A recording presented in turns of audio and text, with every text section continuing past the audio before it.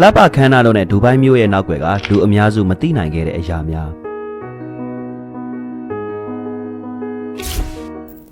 ဒူဘိုင်းရဲ့တလက်လက်တောက်ပနေတဲ့မိုးမြော်တိုက်ကြီးတွေနဲ့ရွှေပြားကတ်ထားတဲ့ဇိမ်ခံကားတွေရဲ့နောက်ွယ်မှာကဘာလက်ခီးတဲ့အများစုဘတော်မှမမြင်နိုင်တဲ့တုံလုံးစရာကောင်းတဲ့အမှန်တရားတစ်ခုရှိနေပါတယ်။ဆိုနာဖိုလို့ခေါ်တဲ့နေရာမျိုးတွေမှာဒူဘိုင်းရဲ့အိမ်မက်တွေကိုတိဆောက်ပေးခဲ့ကြတဲ့လူတွေဟာတင်းတို့မထင်မှတ်ထားလောက်အောင်စိုးရတဲ့အခြေအနေတွေကြားထဲမှာနေထိုင်ရတာပါ။ဒူဘိုင်းဟာအဆုံးမရှိတဲ့တဲတောင်ပြင်တွေနဲ့ပါရှန်ပေလေခွေရေပြင်တွေဝိုင်းရံထားတဲ့ကမ္ဘာအကြမ်းတမ်းဆုံးရာသီဥတုတွေကထွက်ပေါ်လာတဲ့ထူးခြားဆန်းပြတဲ့မျိုးကြီးတစ်မျိုးဖြစ်ပါတယ်။ဒါကြောင့်ဒီကနေ့မှာတော့ဒူဘိုင်းမြို့ကြီးရဲ့တောက်ပမှုတွေနောက်ွယ်ကလူအများစုမသိနိုင်တဲ့တချို့သောအရာတွေကိုစူးစီးတင်ဆက်ပေးသွားမှာပါ။ကဲဒီတော့ထုံးစံအတိုင်းအစီအစဉ်လေးမစခင်မှာ channel လေး subscribe လုပ်ထားဖို့လည်းတောင်းဆိုပါရစေ။အစင်းနစ်ဖြစ်ပြီဆိုရင်တော့စလိုက်ကြအောင်ပါ။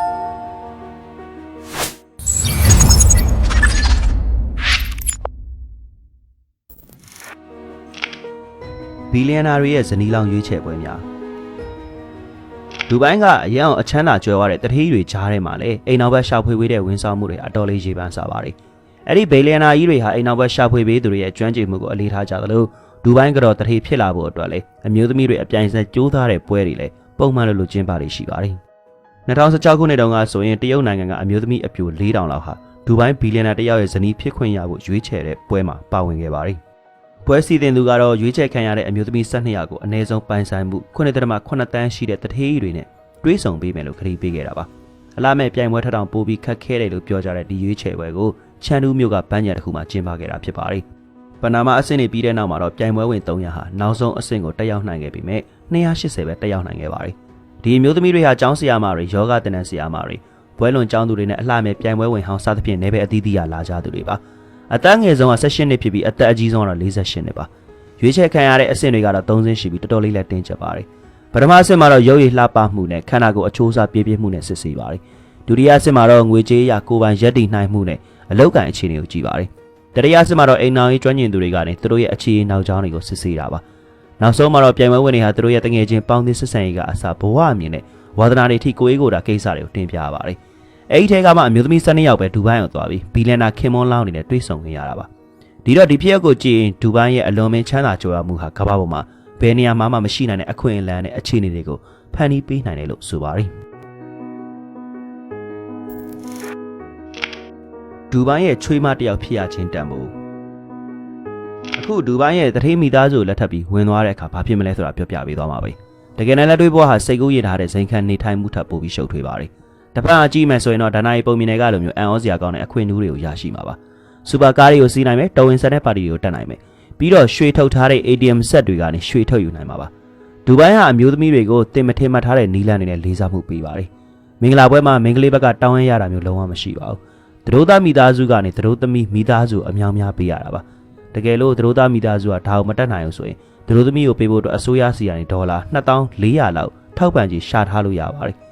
ဒူဘိုင်းချွေးမတစ်ယောက်ရဲ့ဘဝဟာငွေကြေးပိုင်းဆိုင်ရာမှာအကျိုးကျေးဇူးတွေအများပြားရှိပါတယ်။အခြေခံကုန်ကျစရိတ်တွေလည်းစိတ်ပူစရာမလိုပါဘူး။ရေဘိုးဟာတစ်လလုံးဘယ်လောက်ပဲ$13ပဲကျတင်တယ်လို့မီတာကားဆိုရင်လည်းအရင်အောင်သက်သာပြီးအလကားနှီးပါပါ။နိုင်ငံသားတွေအတွက်ဝင်ငွေခွင့်ပေးစရာလည်းမလိုပါဘူး။ကလေးတွေဟာအခမဲ့ပညာသင်ကြားခွင့်ရတဲ့အပြင်ကောင်းမွန်တဲ့ပညာသင်ဆုတွေလည်းရနိုင်ပါတယ်။ဒါပေမဲ့ဒီအခွင့်အရေးတွေနဲ့အတူတင်းကျပ်တဲ့စီးမြင်တွေလည်းရှိပါတယ်။ဒါကပဲတင်းကိုလွတ်လပ်တဲ့လူတစ်ယောက်အဖြစ်ကနေပိုင်ဆိုင်မှုပစ္စည်းတစ်ခုလိုမျိုးပြောင်းလဲပြလိုက်တာပါ။တင်းကအမြဲတမ်းလုံခြုံတဲ့အဝတ်အစားတွေနဲ့မျက်နှာဖုံးချုံထဲတွေကိုဝတ်ဆင်ရသလိုဆွေမျိုးတွေမဟုတ်တဲ့တခြားအမျိုးသားတွေနဲ့တယောက်တည်းတွေ့ခွင့်မရှိပါဘူး။စကားပြောတဲ့အခါမှာတော့တခြားအမျိုးသားတစ်ယောက်ရဲ့နာမည်ကိုထုတ်ပြောလို့မရပါဘူး။အန်အိုစီအကောင်းဆုံးကန့်တဲ့ချက်ကတော့တင်းရဲ့ခင်မုံကစာရွက်စာတမ်းအားလုံးကိုထိန်းချုပ်ထားတာပါ။တင်းရဲ့နိုင်ငံကူးလက်ထက်စာချုပ်ပိုင်ဆိုင်မှုစာရွက်စာတမ်းတွေနဲ့တစ်ကလေးရဲ့မွေးစင်းတွေကိုခင်မုံဖြစ်သူပါပဲတင်ထားမှာပါ။တင်းအပြင်သွားနေတာပဲဖြစ်ဖြစ်ခီးသွားနေတာပဲဖြစ်ဖြစ်သူကခွင့်ပြုဖို့လိုပါတယ်။ဒူဘိုင်းရဲ့ခင်မုံတော်တော်များများဟာသူတို့ကိုသူတို့အိမ်တော်ဦးစီးနဲ့ဆုံးဖြတ်ချက်ချသူတွေကိုသတ်မှတ်ထားတဲ့အတွက်ဇနီးတဲ့တွေကိုအပြင်မှာအလုပ်လုပ်ခွင့်မပေးတာကြောင့်ဒူဘိုင်းဟာတင်းကိုငွေကြေးပူပန်မှုမရှိစေပဲတက်တောင့်တတာရှိတဲ့ဘဝကိုပေးနိုင်ပေမဲ့တင်းရဲ့လွတ်လပ်မှုကိုတော့စီးမြင်တွေနဲ့ချုပ်ကင်လိုက်မှာပါဒူဘိုင်းကလူချမ်းသာတွေရဲ့နေ့စဉ်အမှန်တကယ်စားတောက်မှုဒူဘိုင်းရဲ့လူချမ်းသာတွေဟာနေတိုင်းရွှေကိုစားမနေပေမဲ့ကမ္ဘာအကောင်ဆုံးအစားအစာတွေကိုတော့အမြဲတမ်းစားသုံးနေတာပါပါရှန်ပေလေဝဲကိုင်ရိုးထဲမှာတည်ရှိတဲ့ဒူဘိုင်းရဲ့တီနီယာကလက်ဆက်တဲ့ပင်လယ်စားတွေရဖို့အတွက်အကောင်ဆုံးပါဒါပေမဲ့ဒီလူတွေကအရေးသွေးကိုထိန်းသိမ်းဖို့အတွက်ကမ္ဘာတဝန်းကလေနဲ့ဓာတ်ရိုက်တည်ယူတဲ့အစားအသောက်တွေကိုပဲပို့ပြီးသဘောကျကြပါတယ်အစင်းမြင့်ငါးဈေးတွေမှာဆိုရင်ငမန်းသား bluefin tuna နဲ့ King Crab လိုမျိုးဇိမ်ခံအစားအစာတွေကိုရှားနိုင်ပါတယ်ဒီအစားအစာတွေကိုကုန်ကြစိတ်ထက်အကောင်းဆုံးပဲလိုချင်တဲ့မြို့ရဲ့လူချမ်းသာတွေအတွက်တည်တံ့လေးချောင်းတွေတင်သွင်းလာတာပါဒါပေမဲ့တင်းအောင်အံ့ဩသွားစေမယ့်အရာတစ်ခုကစူပါကားတွေနဲ့ဒေါ်လာတန်းချီတန်တဲ့ရွက်လေးတွေရှိတဲ့ဒီမြို့မှာတစ်သီးဝလံနဲ့ဟင်းသီးရင်းရွက်ကတခါတလေဈေးအကြီးဆုံးပစ္စည်းတွေဖြစ်နေတတ်ပါတယ်ဒူဘိုင်းရဲ့ရွှေကော်ဖီအတွေ့အကြုံဒူဘိုင်းဟာကော်ဖီတောက်တယ်လို့မျိုးရိုးရှင်းတဲ့အရာကိုတော့မှအလွန်မင်းချမ်းသာကြွယ်ဝတဲ့ပြရုပ်တစ်ခုဖြစ်ပြောင်းလဲပြလိုက်ပါတယ်နာမည်ကျော် Bash Al Arab Hotel မှာဆိုရင်24ကာရက်ရှိတဲ့ရွှေကပ်ချီနိုကော်ဖီတွေမှာယူရရှိနိုင်ပါတယ်အဲ့ဒီမှာအရသာကားမွန်တဲ့ Espresso ကော်ဖီမှာဆိုရင်တောက်ပတဲ့ရွှေပြားလေးတွေကိုလှပတဲ့မီးရောင်အောင်မှမြင်တွေ့ရမှာပါဒါဟာလည်းတင်သွားမှားကျင်တိုင်းမှားလို့ရတဲ့အရာမျိုးမဟုတ်ပါဘူးအနည်းဆုံးတစ်ရက်ကြိုတင်ပိုကင်ထားမှာဖြစ်ပြီးတစ်ခွက်ကို$26လောက်ကျတင်မှာပါဒီကော်ဖီနဲ့အတူနူးညံ့ပြီးတေချာကင်မေးထားတဲ့ marshmallow လေးတွေကိုချောကလက်တွေနှစ်ထားတာနဲ့တွဲဖက်ပြီးမှဖြစ်လို့အရသာတွေမကပဲဇိမ်ခံမှုအပြည့်အဝပါပေးစွမ်းနိုင်မှာပါရွှေနဲ့ပတ်သက်တဲ့အရာတွေဟာတခြားမုတ်တွေမှာလည်းရှိပါတယ်ရွှေချထားတဲ့ပြောင်းမှုပေါက်တွေတမိုးကြီးဟမ်ဘဂါတွေနဲ့ရွှေနဲ့ထုတ်ထားတဲ့ချောကလက်တွေလည်းတွေ့ရနိုင်ပါတယ်အဲ့ဒီချောကလက်တစ်အိတ်ဆိုရင်$1000လောက်ထိပေးရတာပါဒီလောက်ထိဖြုံးတီးတာဟာလက်တွေ့မဆန်ဘူးလို့ထင်ရပေမဲ့လည်းဒူဘိုင်းမှာတော့ဒါဟာတန်မှန်ပဲဖြစ်ပါတယ်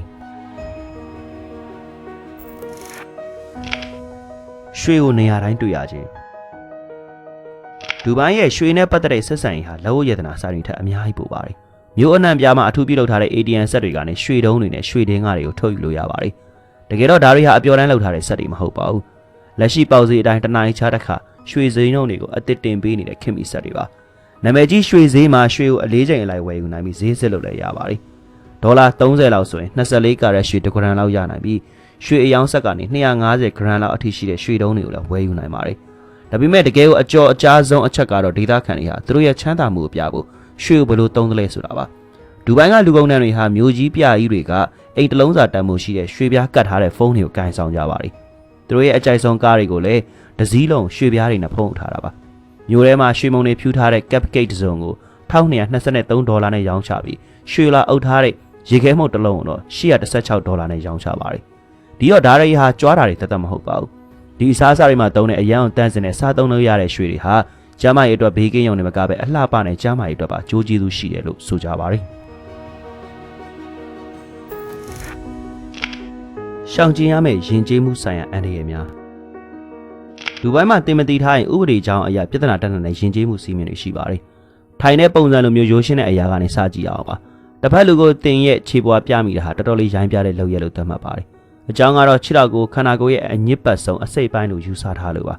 ဒီယဉ်ကျေးမှုဟာအစ္စလမ်အဆုံးအမတွေကနေလာတာဖြစ်ပြီးမွတ်စလင်တွေဟာဝတ်ပြုဆူတောင်းခြင်းမပြုမီခြေထောက်ကိုဆေးကြောလေးရှိပါတယ်ဖနက်တွေကိုလည်းခြေထောက်ရဲ့အစိတ်ပိုင်းတစ်ခုလိုပဲမြင်ကြတာပါဒါကြောင့်တစုံတစ်ယောက်ကိုဖနက်နဲ့ရိုက်တာဟာအလွန်မင်းရိုင်းပြတဲ့လုပ်ရဖြစ်ပါတယ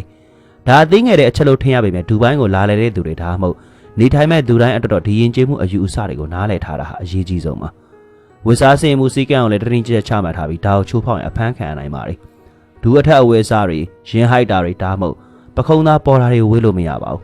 ဘာလို့ရတော့နဲ့အဝယ်စားတွေဒါမှမဟုတ်ကိုချက်အဝယ်စားတွေကိုလည်းရိုင်းပြတယ်လို့ယူဆတယ်လို့ကန်းကြီးမှာဆိုရင်ဘောင်းမီတို့ဒါမှမဟုတ်ဘီကနီဝေးလို့ရပေမဲ့လည်းကန်းကြီးကနေဟိုတယ်ကိုသွားတဲ့အခါမှာတော့လမ်းပေါ်မှာရေကူးဝစ်စုံနဲ့လမ်းလျှောက်တာမျိုးလုံးဝလုပ်လို့မရပါဘူး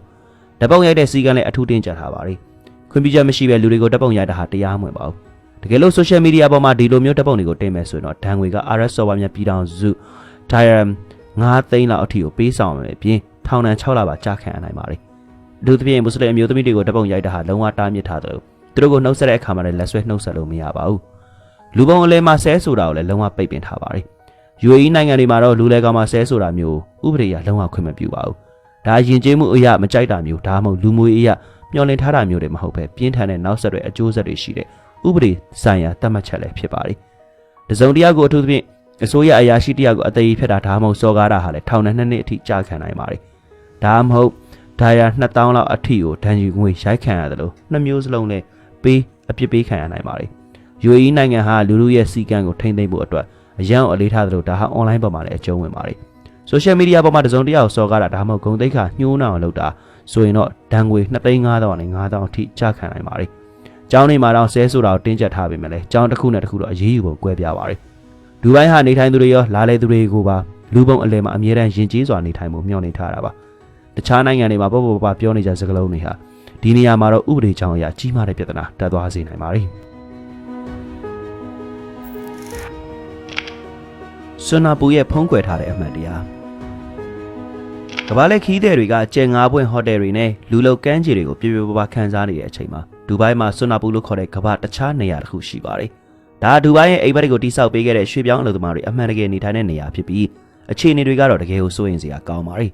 1960ပြည့်လို့နှစ်တွေမှာဒူဘိုင်းဟာဗြိတိရှတို့ရဲ့အဆောင်ရှောက်ခံနေမြေတစ်ခုဖြစ်ခဲ့ပြီးငါးဖမ်းခြင်းပလဲငုတ်ခြင်းနဲ့အသေးစားကုန်သွယ်မှုတွေကြောင့်လူသိများခဲ့ပါတယ်ကလုတ်ကျောင်းသူတွေရွှေရောင်တဲခန္ဓာကြီးကိုဖျက်ဆီးသွားနေကြတဲ့အချိန်တုန်းကဘဝဟာရိုးရှင်းခဲ့ပြီးမျိုးရဲ့အနာဂတ်ကလည်းမရေမရာဖြစ်ခဲ့ပါတယ်ဒါပေမဲ့လည်းအရာလုံးကပြောင်းလဲသွားခဲ့ပါတယ်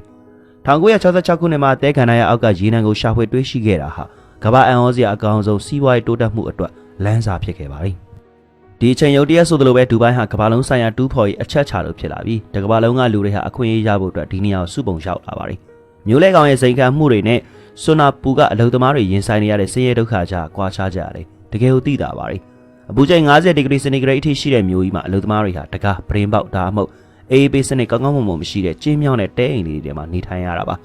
ဒါတွေကယာယီနေထိုင်ရနေရတယ်မဟုတ်ပါဘူးနေထိုင်စရာကောင်းကောင်းအစားအသောက်ကောင်းကောင်းတဲယူပိုးဆောင်ရေးနဲ့စေးအာမခံတွေပေးမယ်ဆိုတဲ့ဂရီတွေကိုရှုံကြည့်ပြီးဒူဘိုင်းအောင်ရောက်လာတဲ့လူပေါင်းထောင်ထဲချီရဲ့အိမ်မက်ကေဟာတွေပါဒီလုံသမားအများစုဟာသူတို့ကိုသူတို့အလောက်ကန်တစ်ခုထက်ခစ်တစ်ကျွန်းစနစ်နဲ့ပို့တူတဲ့စနစ်တစ်ခုထဲမှာပိတ်မိနေမှသိလိုက်ကြပါလေသူတို့ရဲ့လစာဖြစ်တဲ့ဒီရမ်800ဒေါ်လာ200ခန့်နဲ့ဟာတဝက်ကျော်အိမ်ပြန်ပို့ရပြီးကျန်းတဲ့ငွေလေးနဲ့ကမ္ဘာကုန်စည်တုံးအကြီးဆုံးမြို့တော်ကြီးမှာရုန်းကန်နေတာပါဒူဘိုင်းဟာကမ္ဘာပေါ်မှာအလုံးလက်မဲ့နှုန်းအနည်းဆုံးမြို့တွေကတစ်ခုဖြစ်ပြီး3.35%ပဲရှိပါတယ်ဒါပေမဲ့လည်းဒီကိန်းဂဏန်းတွေရဲ့နောက်ွယ်မှာတော့ရက်ဆက်တဲ့အမှန်တရားတစ်ခုရှိပါတယ်အဲ့ဒါကတော့အလုပ်ပြုတ်သွားတဲ့အလုပ်သမားတွေဟာအလုပ်သစ်ရှာဖို့ရက်30ပဲအချိန်ရပြီးမရရင်တော့ပြည်နေနဲ့ပေးခံရမှာပါဒါကြောင့်လူတွေဟာအသက်ရှင်ရည်တည်ဖို့အတွက်ဘယ်လောက်ပဲခေါင်းပုံဖြတ်ခံရပါစေဘလို့အလုပ်မျိုးကိုမဆိုမလွန်ဆန်းရဲပဲလက်ခံလုပ်ကိုင်ကြပါလေကဲဒီတော့ဒါနဲ့ပတ်သက်ပြီးရောသင်တို့ရောဘယ်လိုမျိုးထင်လဲဗျဒါတိုးတက်မှုအတွက်ပေးဆက်လိုက်ရတဲ့ကဲတန်မှုလို့ထင်ပါသလားခေါ်မမဝေးအောင်ဆွေးနွေးပြသွားလိုက်ပါဘတ်ရှ်ကာလီဖာရဲ့တုံလုံးစရာလှုပ်ဝက်ချက်အာရတထေးကြီးရဲ့မြို့မှာချမ်းသာကြွယ်ဝမှုနဲ့ဇိမ်ခံမှုရဲ့အထွတ်ထိပ်ပြရုပ်ဖြစ်တဲ့ဘတ်ရှ်ကာလီဖာအဆောက်အုံကြီးအကြောင်းသင်တို့လည်းကြားဘူးမှာပါအမြင့်ပေ2918ပေရှိပြီးအလွှာပေါင်း163လွှာရှိတဲ့ဒီအဆောက်အုံဟာကမ္ဘာအမြင့်ဆုံးအဆောက်အုံဖြစ်ရုံနဲ့မဟုတ်ပါဘူးဒီအဆောက်အုံမှာ24ကာရက်ရှိတဲ့ရွှေဆိုင်ပေါင်း1990မီတာခန့်အသုံးပြုထားပါတယ်နောက်ပြီးဒီအဆောက်အုံကြီးဟာတကယ်ကိုရေငတ်နေတဲ့အဆောက်အုံကြီးပါအပူချိန်124ဒီဂရီဖာရင်ဟိုက်အထိရှိတဲ့အပူဆုံးနေတွေမှာဘတ်ရှ်ကာလီဖာဟာတစ်နေ့ကိုအေးပေးမဲ့ရေတန့်ချိန်12500လောက်အထိသုံးစွဲရပါတယ်ဒါတရက်ကိုရေတန့်ချိန်1တန်းနီးပါးရှိပါတယ်တိစောက်မှုကုန်ကျစရိတ်ကဒေါ်လာ1.5ဘီလီယံအထိရှိခဲ့ပြီးဒူဘိုင်းဟာဒါကိုအပိသက်ဖို့အကျွေးတွေအများပြားယူခဲ့ပါတယ်ဒါပေမဲ့အန်ဟောစရာအကောင်းဆုံးအချက်ကတော့ဒီအင်ဂျင်နီယာအတတ်ပညာရဲ့အံ့ဖွယ်ရလက်ရာကြီးဟာအစောပိုင်းကပြောခဲ့တဲ့မိန်လာကားတိုင်းဖြစ်ပေါ်လာဖို့တစ်ဖက်တစ်လမ်းကနေပါဝင်ပါတယ်ဒူဘိုင်းလမ်းမတွေပေါ်မှာမြင်ရတဲ့တိုင်တင်ကားကြီးတချို့ဟာကမ္ဘာအမြင့်ဆုံးအဆောက်အုံကြီးအငြင်းကြီးတွေကိုတဲထုတ်ပေးနေရတာဖြစ်ပါတယ်အပြောင်းလဲကြီးများပထမအဆုံးအနေနဲ့အရာအလုံးကိုပြောင်းလဲစေခဲ့တဲ့အပြောင်းလဲအကြောင်းပြောရမယ်ဆိုရင်တော့ဒီကနေ့ခေတ်မှာဒူဘိုင်းလို့ပြောလိုက်တာနဲ့ချမ်းသာကြွယ်ဝမှုရဲ့ခင်မီတဲ့ပြရုပ်တစ်ခုအဖြစ်လူတိုင်းကသတ်မှတ်ထားကြတာပါတချိန်ကမျိုးရဲ့အသက်သွေးကြောဖြစ်ခဲ့တဲ့ဒေတာရင်းစိတ်ကန်းဟာအရှိန်အဟုန်နဲ့တိုးတက်လာပြီးရေချောင်းကုန်သွယ်မှုကိုမြင့်တင်ပေးနိုင်ခဲ့ပါတယ်ပလဲမွေးမြူရေးလုပ်ငန်းတွေထွန်းကားလာခဲ့ပြီးမကြာခင်မှာပဲဒူဘိုင်းဟာအာရက်ကဘာရဲ့အဓိကကုန်သွယ်ရေးအချက်ချနေရာဖြစ်လာပါတယ်ဒီလိုမျိုးအနာဂတ်ဆန်တဲ့မျိုးပြကြီးကိုတိစောက်ဖို့ဒေါ်လာဘီလီယံပေါင်းများစွာသုံးစွဲခဲ့ပေမဲ့အစိုးရဟာအခြေခံအဆောက်အုံတွေထက်အမြင့်ပိုင်းဆိုင်ရာခန်းနာမှုကိုပဲဦးစားပေးခဲ့တာပါရလတ်ကတော့အပေါ်ယံအလားပါကိုပဲအာယုံဆိုင်လွန်းတာကြောင့်သူတို့တိစောက်ထားတဲ့အဆောက်အုံတွေရဲ့မိုင်းနာစနစ်ကမခံနိုင်တော့ပဲအညစ်အကြေးတွေကိုကားကြီးတွေနဲ့တဲထုတ်နေရတဲ့အခြေအနေထိဖြစ်လာပါတယ်ဒီကနေ့အထိဒူဘိုင်းဟာအညစ်အကြေးစွန့်ပစ်မှုအတွက်တိုင်ဂီတင်ကားကြီးတွေကိုတစ်စိတ်တစ်ပိုင်းအားကိုးနေရဆဲဖြစ်ပြီးသူတို့ရဲ့မိန်လာစနစ်ဟာ2025ခုနှစ်ကမှအပြီးသတ်နိုင်ခဲ့တာပါဒီလိုမျိုးလျင်မြန်တဲ့ဖွံ့ဖြိုးတိုးတက်မှုဟာစိန်ခေါ်မှုတွေနဲ့တူရောက်လာခဲ့ပါတယ်2002ခုနှစ်နဲ့2018ခုနှစ်ကြားမှာမျိုးပြဟာတဲကန္နာရဖြစ်ထွန်းမှုကြောင့်စိုက်ပျိုးလို့ရတဲ့မြေယာတွေရဲ့56%ဆုံးရှုံးခဲ့ရပါတယ်မျိုးရဲ့အခြေခံအဆောက်အုံတွေဆက်လက်တိုးချဲ့လာတာနဲ့အမျှတဘာဝတယံဇာတာတွေဆုံးရှုံးလာတာဟာလေစိုးရိမ်စရာကိစ္စတစ်ခုဖြစ်လာနေပါတယ်ဟုတ်ကဲ့ပါခင်ဗျာပြောမယ်ဆိုရင်တော့ဒူဘိုင်းကိုလေးလာတာဟာခီးစဉ်တစ်ခုတသက်မဟုတ်ပဲဒါမညီမျှမှုနဲ့တီထွင်စမ်းသစ်မှုတွေရှင်တွဲတဲ့အနာဂတ်ကိုတစ်စီတစ်စောင်းမြင်နေရတာပါအလုပ်သမားတွေကသူတို့ရဲ့နေပါတဲ့လာစာတဝက်ကိုအိမ်ပြန်ပို့ပြီးအစိုးရချမ်းသာကြွယ်ဝမှုရဲ့ပြရုပ်ကိုတည်ဆောက်နေတဲ့အချိန်မှာတစ်ဖက်ကဘီလီယံနာတွေကတော့ ATM ဆက်တွေကနေရှုတွေထုတ်နေပါတယ်ကဲဒီတော့တင်တို့ရောဒူဘိုင်းရဲ့အမှန်တကယ်ဖြစ်ပျက်တဲ့အဖြစ်အပျက်တွေထဲမှာဘယ်အချက်ကတင်အောင်အံ့အသင့်မိတယ်လဲဗျတစုံတစ်ခုမှချက်ပြုလို့မယ်ဆိုရင်တော့ comment မှာဝင်အောင်ဆွေးနွေးပြသွားလိုက်ပါအစီအစဉ်လေးကိုအဆုံးထိလိုက်ပါကြည့်ရှုအားပေးတဲ့အတွက်လည်းအားလုံးကိုကျေးဇူးတင်ပါတယ်ခင်ဗျာ